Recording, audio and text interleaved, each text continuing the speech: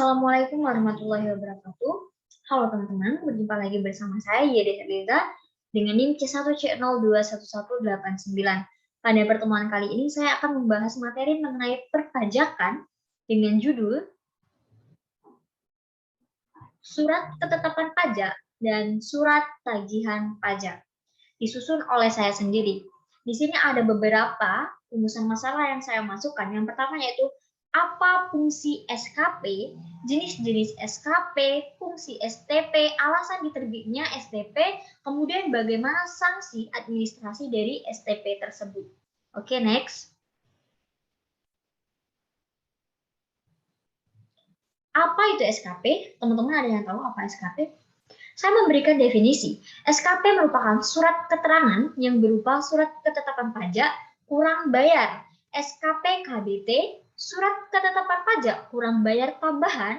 SKP BT, surat ketetapan pajak lebih bayar. SKP LB, surat ketetapan pajak nihil. SKPN. Jenis dan fungsi dari SKP. Yang pertama itu ada SKP KB, SKP kurang bayar, dan SKP KBT, SKP kurang bayar tambahan, yang berfungsi untuk koreksi atas jumlah yang terutang menurut SPT-nya. Kemudian yang kedua yaitu sebagai sarana untuk mengenakan sanksi, dan yang ketiga ialah alat untuk menagih pajak. Oke, next.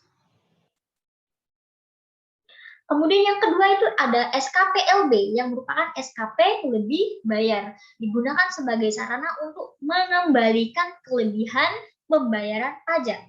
Kemudian yang ketiga itu ada SKPN, surat ketetapan pajak nihil, digunakan untuk menentukan jumlah pokok pajak sama besar dengan kredit pajak. Oke, next. Nah, kemudian bagaimana dengan STP?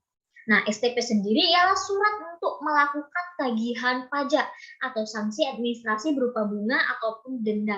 Alasannya apa? Alasan diterbitkan STP yang pertama yaitu pajak penghasilan tahun berjalan tidak atau kurang bayar.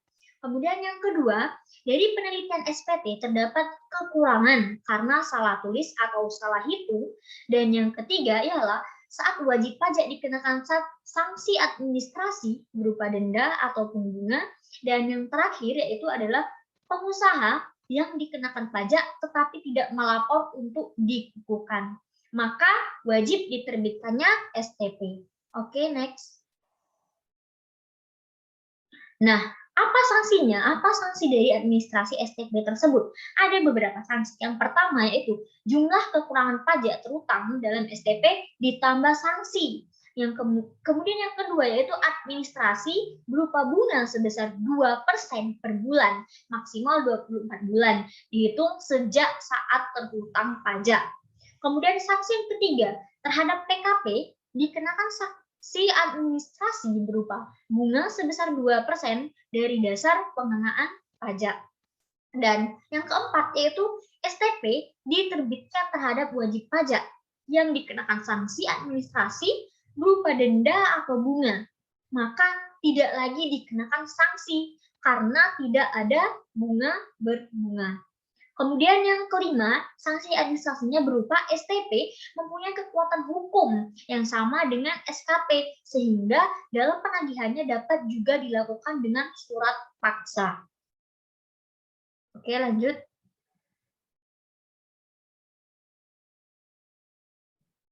Oke, habis ternyata. Thank you, terima kasih teman-teman atas pertemuan kali ini. Apabila kalian, teman-teman punya pertanyaan, silakan bertanya kepada moderator.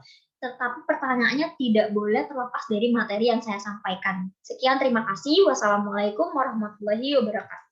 See you.